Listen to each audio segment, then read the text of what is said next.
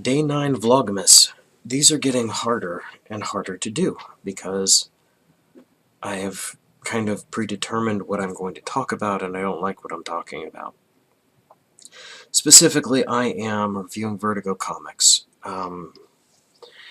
Going through this briefly. It's one to review Vertigo comics because I loved them when I was... God, some of these titles are from prior to Vertigo even existing, so 1990, 1989, and then the Vertigo imprint existed in 93.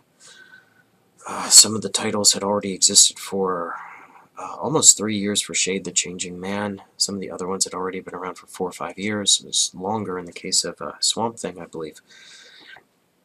Anyway, so new Vertigo titles are out. I think there are a grand total of 9 of them. 2 have not been released yet. They're coming out. Level Up or Level Next Level, whatever it is, that's not till next year, like in February. Goddess Mode doesn't come out for another week or so, but the rest of them are pretty much out and are on their 2nd or 3rd issue.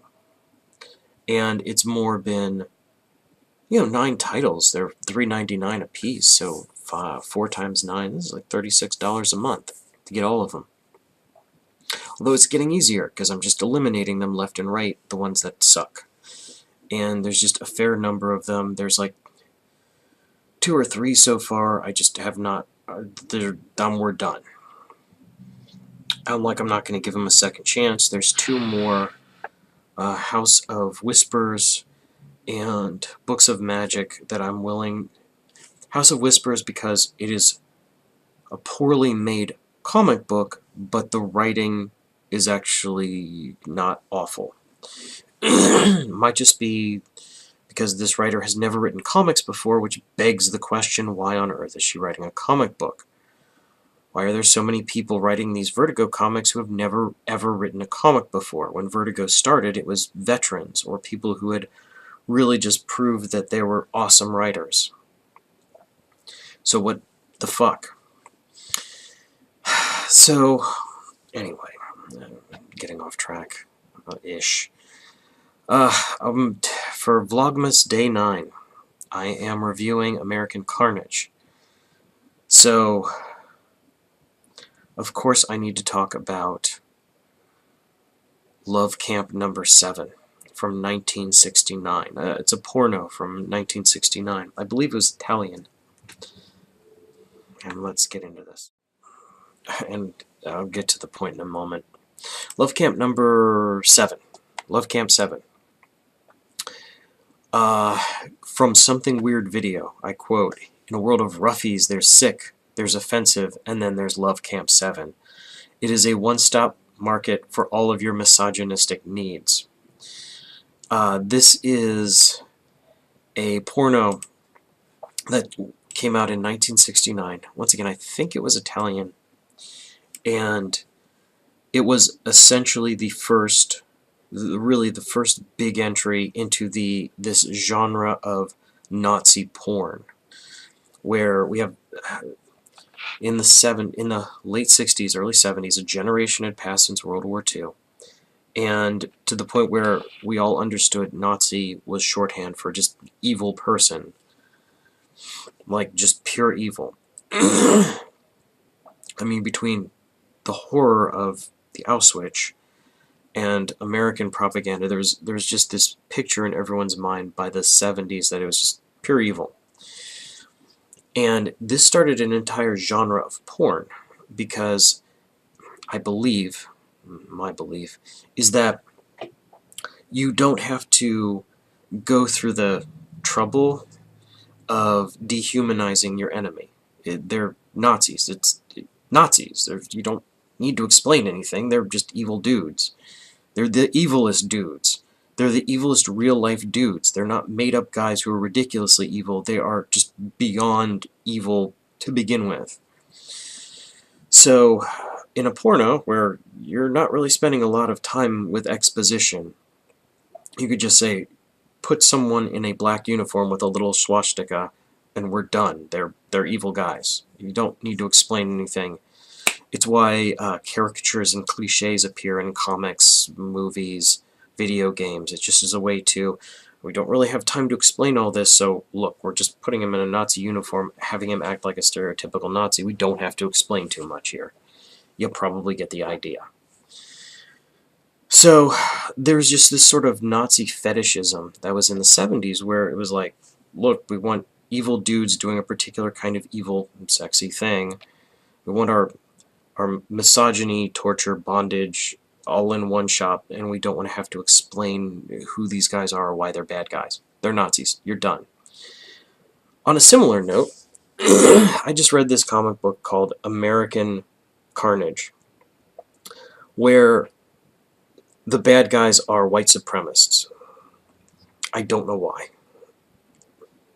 I do know why, but there's no reason in the story. This isn't... This is rough. This is gonna be rough for me. Going through it.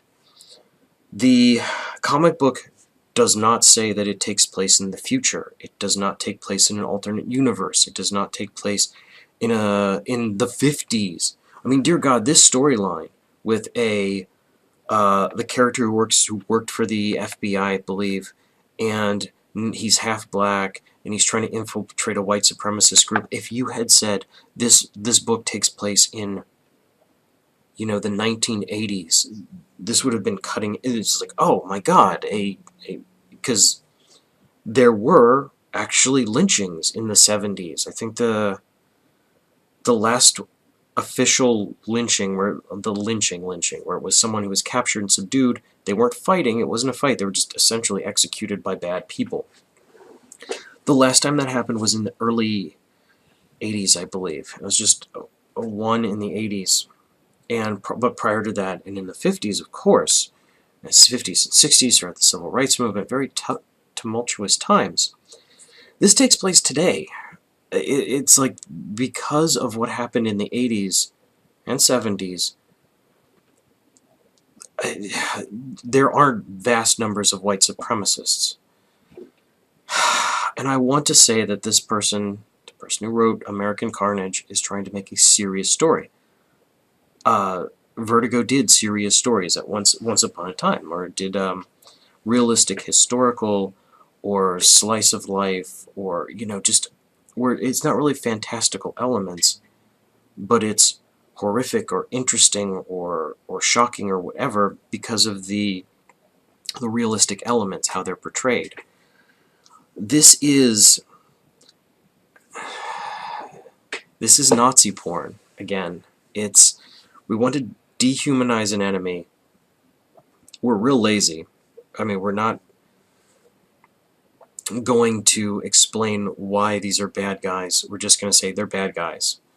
The last page of this book has them literally burning a cross. I mean, it's just so paint by numbers. Everyone acts in very unrealistic fashion. The events seem unrealistic. It's like, I don't want to say this book exists because a certain political persuasion has got it in their mind that the only reason that they're not in power or that they're not winning a particular election is because of the rise of, you know, white supremacists and Nazis, and just calling everyone a Nazi who disagrees with you. So we're just going to make a book where we're just white supremacists as the bad guys against a black man, against a guy who's half black. And suddenly a guy who's mixed race is a huge fucking deal to himself and everyone around him. As though it's not the 21st century. I don't know how this person wrote this book. I mean, it's very lazily written. It is nothing but cliches. It's, as I kind of intimated, I see this quality of writing on the level of a porno from the 70s, no less. It's like, we're not going to develop shit. I mean, we are just, here you go. Bad men exist. I actually hated this less than Hex Wives, although I'm not fond of it. I'm not going to get issue 2. And I don't, as an aside, let's get this out of the way. I don't recommend reading it. It's not very interesting. It's Nazi porn. only not titillating, so there's not even that.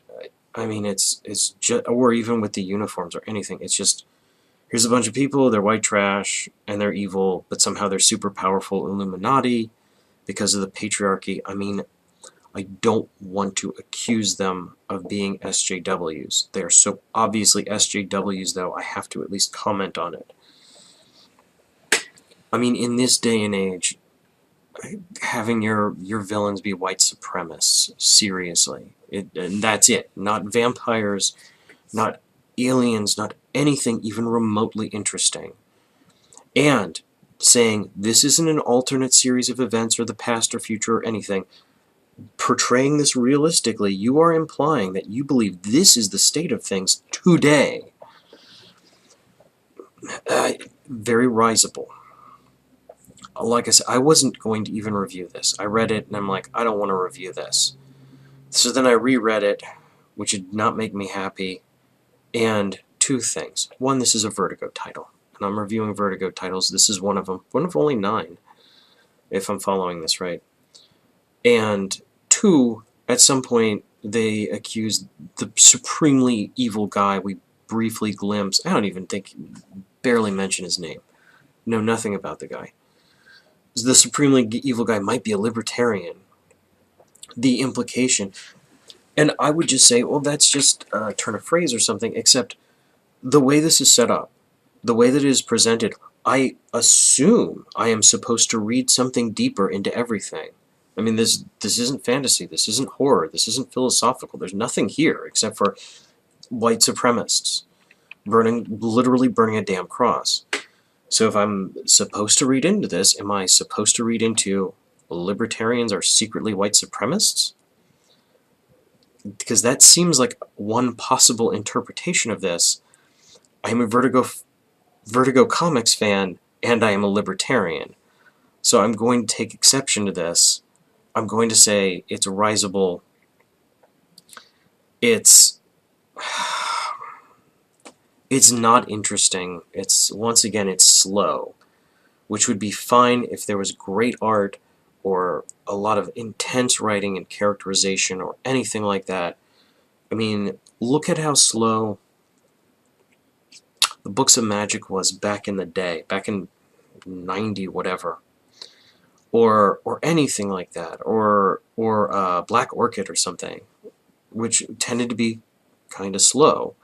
But there was a lot going on. We're hearing the characters' thoughts. We're seeing them interact with them. And it's like, well, who is this guy they interacted with? This guy said some interesting stuff. This guy acts like he knows something. And we're seeing things that the other characters aren't. Da-da-da-da-da. It makes it seem interesting, intriguing enough, scintillating even. This has none of that. It's what you see is what you get. So I just, it rubbed me the wrong way. I only can imagine this was written for people who believe that the world is filled with white supremacist Nazis, that that's the state of America today, and that this is essentially the equivalent of Nazi porn. I don't want to talk about this anymore. This is Vlogmas Day 9. I am actually feeling a little bit better, health-wise. Emotionally, I'm very depressed for the state of the Vertigo. So we're just going to call it. That's it. I'm out.